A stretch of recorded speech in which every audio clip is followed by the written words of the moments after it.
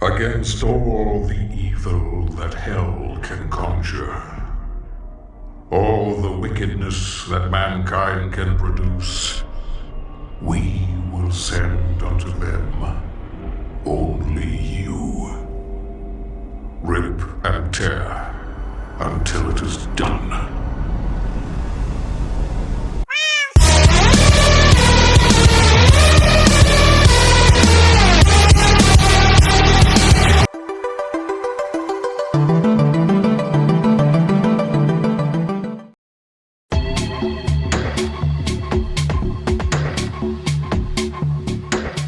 While on a routine patrol in outer space, Captain Gary receives a signal from a small planet at coordinates. Nice. Though command says it's most likely a false alarm, Captain Gary still feels an investigation's in order. But before he can input the proper landing sequence, Gary's adorable Gato, Kiki, jumps on the console and sets them on a crash course toward the planet's surface. Why would the cat do this? Simple. Because... After crashing into a research facility, Captain Gary finds himself alive but unable to move. Forced to rely on his cat for rescue, Gary instructs Kiki to search the facility for a pilotable security mech suit. But this task won't be easy for our furry feline friend, as there seems to be some sinister, crazed entity lurking in the shadows, and he's very interested in his new guests. Gato Roboto is a fun little game about a cat piloting a mech suit. And when I say fun little game, I mean it.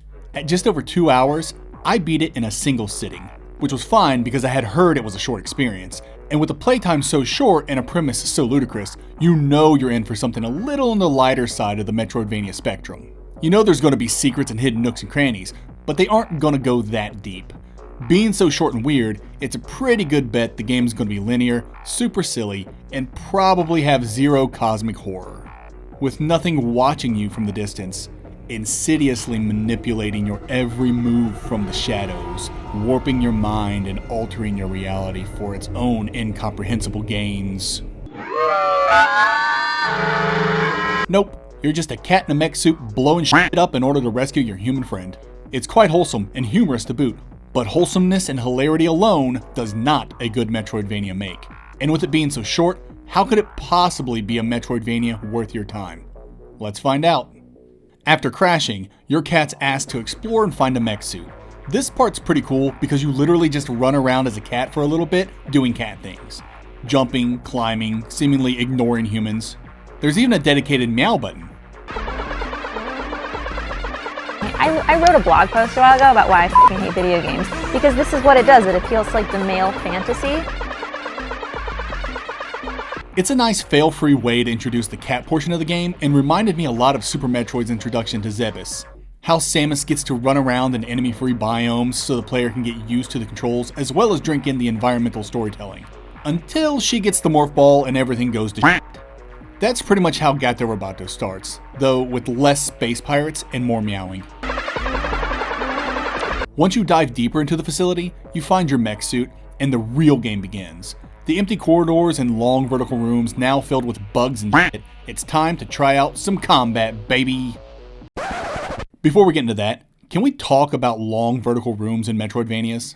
This design's a staple for MV platforming, but have you ever noticed how it never makes logical sense? Why would anyone build a facility like this? Is it expected that everyone who works here has space armor, or a mech suit, or is a child of Dracula, or rides a llama or something, so they can jump up the awkwardly placed platforms just to reach the bathroom?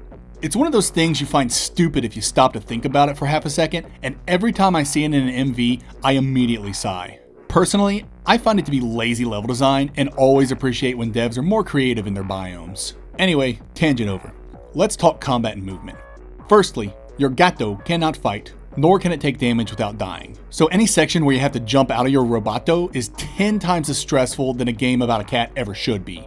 And you'll jump out of your suit a lot in this game, mainly to solve quick puzzles and unlock shortcuts. But there's also an entire biome where you play as only the cat, and it's just the worst. And I mean that in a good way. It's intense, challenging, and ultimately a fun way to mix things up. But also it's the worst. Combat's reserved for the Roboto, and it feels good. Moving in the mech is fast and responsive, especially once you unlock abilities, and shooting things is a blast. Admittedly, the combat isn't the greatest. Your shots only go a few spaces in front of you before dissipating, and everything's too freaking cute. It's difficult to find the motivation to blast a frog in the face with a missile. I mean, I did it, but I didn't like it. I do like how they did the missiles in this game. They're powerful, go across the screen, and have some kick to them that gives you some more air, which is undoubtedly used for all kinds of sequence breaking by players more skilled than myself. They're also unlimited, only being restricted by a literal cooldown meter that monitors your arm cannon's temperature. I wish more games would be this creative and thoughtful with ancillary weaponry. I hate collecting enemy drops to replenish ammo, and MP bars are fine, but I think that system works best if your character has natural MP regen. Special combat skills should have limitations, but I prefer it when the restrictions are cooldown based instead of consumable based. So, Gato, Roboto. I briefly mentioned mech movement earlier and how unlocked abilities make the suit faster. I wasn't exaggerating. You can book it in this game if you know what you're doing. I beat Gato Roboto in like 2.5 hours, but I watched a speed run where someone destroyed the game in 30 minutes. Actually, that's probably the footage I'm going to use for this video. Shout out to Oddbot for crushing it. And there's only 2 movement upgrades in the entire game. A double jump and a dash you can use in the air and for iframes. It's nothing special we haven't seen in like 1,000 other MVs, but the way levels are designed in Gato Roboto really leverage these abilities to their fullest potential. And that's what makes Gato Roboto so fun. Its focus on platforming and how it encourages sequence breaking. Lord knows its main draw isn't its combat.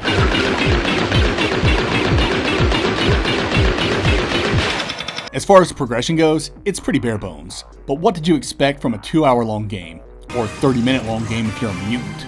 Your Gato nor your Roboto level up, and the only upgrades you find beyond the 2 movement upgrades I've already mentioned are health pickups and something that lets you fire 2 missiles before you overheat. You can upgrade your gun and essentially get the space jump from the Metroid franchise, but those are optional and kinda lame. I mean, you saw the combat, right? It's not like you need the extra firepower, and you literally only use the space jump in one area so you can find the final health pickup. It's very anticlimactic, especially because unlocking those optional upgrades requires you to do some exploring and backtracking. Exploration in Gato Roboto is fine if not aggressively mediocre. It's super linear unless you're a sequence-breaking sumbitch. The biomes are decent and memorable despite the game's art style's best efforts, and the rewards and collectibles are, there. They're just there. Honestly, they kinda suck. The health upgrades are fine, but the VHS tapes were a disappointment. All they did was change the graphics color scheme. Collecting them was necessary to unlock the optional upgrades I mentioned earlier, but since those were nothing special, I was ultimately left disappointed. Exploration's tertiary in Gato Roboto, lagging behind combat and platforming, which is a bummer because exploration should be number 1 for excellent Metroidvanias in my book. You discover pretty early on that venturing off the beaten path won't be very rewarding, unless you love platforming. I found most extracurricular areas hidden away from the critical path to be fun little platforming challenges culminating with some lame VHS tape. It's definitely one of those the journey is its own reward type of scenarios. When it comes to atmosphere, Gato Roboto does what it was setting out to do. Be a lighthearted romp tugging at your nostalgia through its minimalistic presentation and charming animations and sprites. The game's full of wacky characters and fourth wall breaks. As the plot advances and a clear antagonist appears, it's tough to say I didn't get a little invested. The overall mystery as to why we ended up on this planet comes together nicely, though it's still a little too contrived. How did the antagonist know the cat was going to f*** up the landing? Ah! Oh yeah, I guess that checks out. Anyway, enemy designs are adorable, and the variety's just right. I really liked the sound design. The music was understated, which matched the game's sparse graphics. It mostly sounded spacey with its long sustained notes and lo-fi feel, but when it ramped up, it sounded almost like EDM. It was an interesting contrast that appropriately complemented the on-screen action. The sound effects were next level. Your main blaster's sound was fine, but the missile explosions were satisfying, and I couldn't get enough of the double jump sound. It sounded like those toy cars I had as a kid. The ones you would repeatedly put on the ground and pull back to build up speed. Then you'd let it go and it'd crash into your grandma's foot and she'd beat you with her walker. Good times. Let's top this game off by discussing the game's narrative. There's really not much more I can add that I didn't mention throughout this video. Kiki crashes Captain Gary onto a planet and must find a way to save him. An antagonist appears to foil your progress for an undisclosed reason I won't be spoiling here, and then the climax happens, all is revealed, and the game ends with a largely unsatisfying resolution. If exploration's tertiary in this game, narrative's even lower on the totem pole, which is actually a huge disappointment because I was initially hooked. Exposition's given through computer logs that are mostly hidden throughout the space station.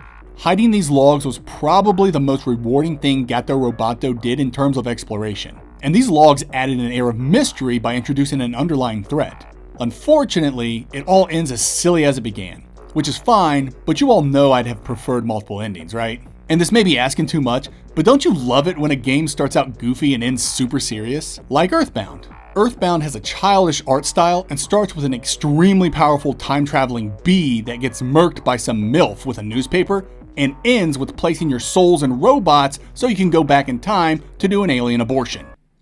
Shit gets dark. Anyway, if Gato Roboto would have done something like that, not the whole alien abortion thing, but used its innocent premise and art style to hide a devious theme or plot, that would have taken it over the top. Oh well, Doinksoft made the game they wanted to make, and to that I say, they made a pretty good game. Not great, but still good. And have any of you played Doinksoft's newest game, Gunbrella? It's pretty good too. It's not a Metroidvania like some people have said, but it's still really good. Not $15 good in my opinion, but that's neither here nor there. In the end, Gato Roboto is a decent little Metroidvania that'll make you smile either with its cute designs or with its silly dialogue. It doesn't hit all the MV tropes I like, nor does it focus on the things great MVs should, but it does everything well enough while doing at least one thing exceptionally well: platforming. Speeding through this game and movement in general has the potential to activate a satisfying flow state in your brain, and some gamers love that. I'm not one for speedrunning or sequence breaking, and platforming, though important, isn't what I look for in Metroidvanias. But if platforming's your number one selling point when it comes to MVs, then Gato Roboto's for you. I'd recommend this game to anyone really. Vets are going to like its brevity and appreciate its lighthearted tone, especially after having played through so many Soulsvanias. And newcomers will like its superb platforming and open yet guided approach toward exploration. And, come on, it's a game about a cat and a mech. You know you want to play that. And it's only a couple of hours. Unless you're a freaking mutant.